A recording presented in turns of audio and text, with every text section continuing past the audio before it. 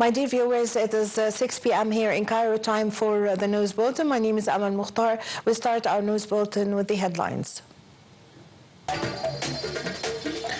President Sisi reviews with the German Chancellor Gaza ceasefire efforts over the phone. Prime Minister Mustafa Madbouli chairs a meeting on promoting water desalination projects.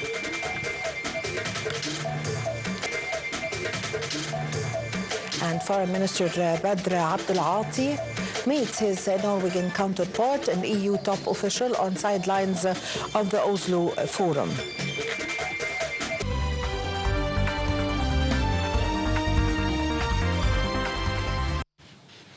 Welcome back. The news in detail. President Abdel Fattah al-Sisi held a phone call with German Chancellor Friedrich Merz and reviewed efforts to achieve a ceasefire in the Gaza Strip.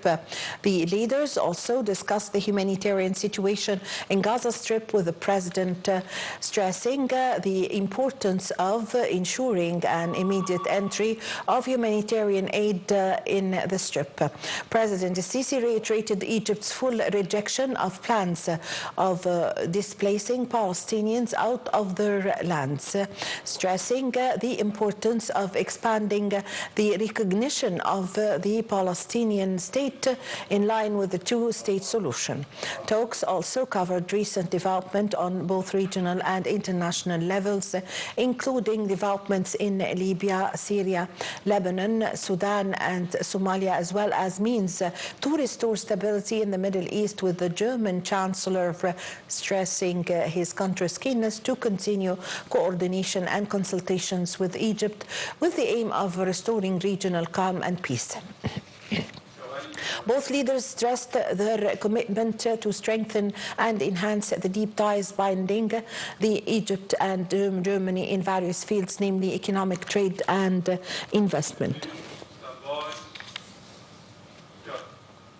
Prime Minister Mustafa Madbouli chaired a meeting to follow up on plans and measures to expand desalination projects and localization of its industries during the meeting, which was attended by Minister of Housing and Urban Societies Sharif Sherbini, as well as concerned officials.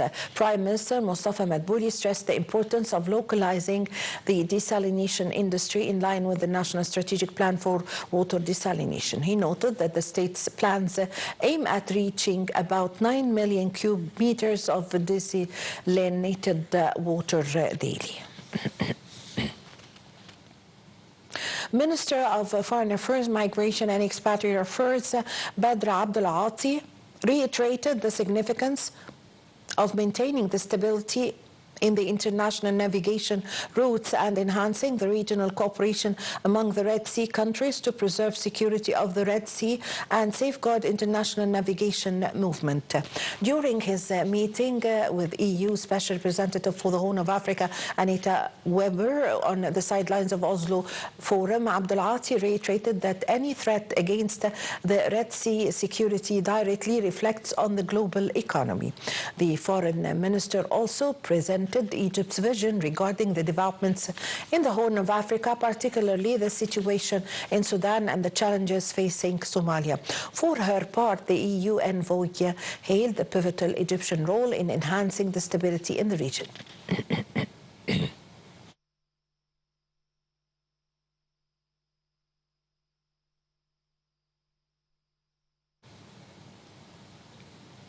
Also on the sidelines of Oslo Forum, Egypt's top diplomat Badr Abdel met with his Norwegian counterpart Aspen Barth AD on means to enhance bilateral ties in addition to the regional and international issues of mutual concern.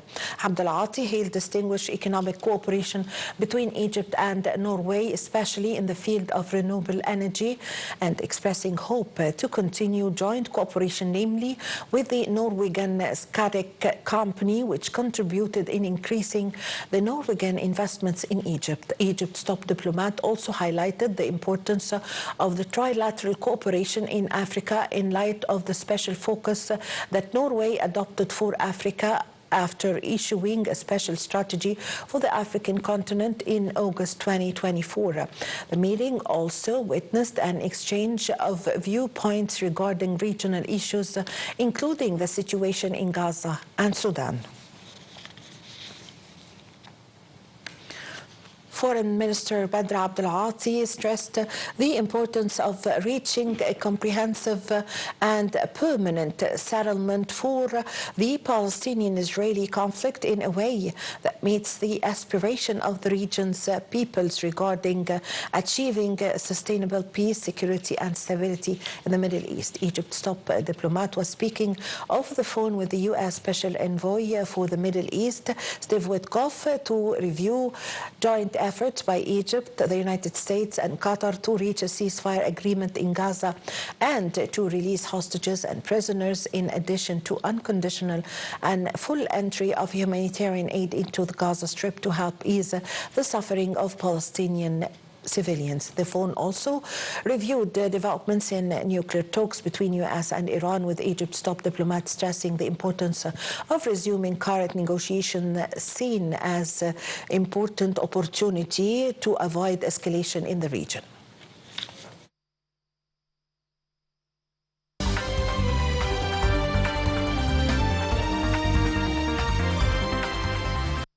The Egyptian political parties have expressed high appreciation after the foreign ministry statement that was issued regarding regulating rules of visiting border area aligning Gaza Strip, stressing that this statement reflects Egypt's keenness to protect its national security in line with its historical commitment to support Palestinian people and their legitimate rights to establish its independent state. Egypt have welcomed regional, international and popular stances which support the Palestinian rights and refuse the Israeli occupation, blockade, starvation policies and flagrant violations against the Palestinian people in Gaza Strip. In a statement, the Foreign Ministry stressed the importance of adhering by the law and regulations which organize the entry border area aligning Gaza Strip, including the necessity of getting prior approvals to visit this area to guarantee the security of visiting delegations due to critical conditions there.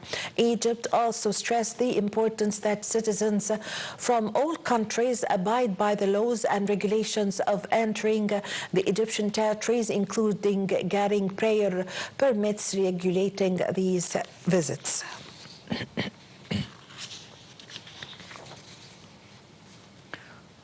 UN Nuclear Watchdog's Board of Governors declared Iran in breach of its non-proliferation obligations today, and Iran announced countermeasures ahead of further U.S.-Iranian nuclear talks.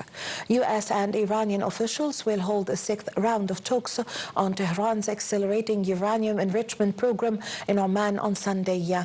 However, security fears have risen since U.S. President Donald Trump said on Wednesday American personnel were being moved out of the region because it could be a dangerous place, and that Tehran would not be allowed to develop a nuclear weapon.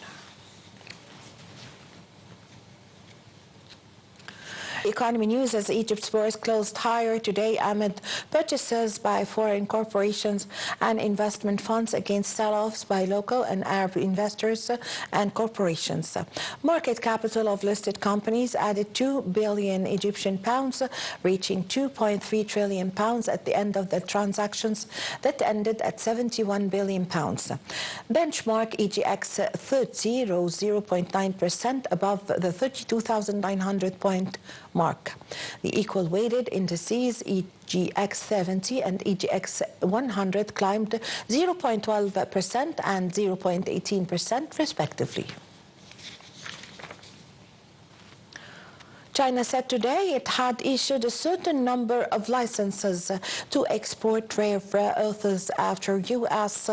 President Donald Trump held this week a deal that would see the country provide the vital elements up front.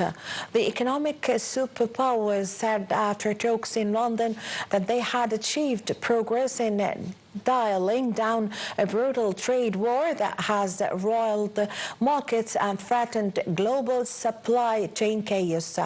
A top priority for Washington has been ensuring supply of rare earths essential for products including electric vehicles, hard drivers, and national defense equipment. China, which dominates global production of the elements, began requiring export licenses in early April, a move widely viewed as a response to blistering tariffs imposed by Trump.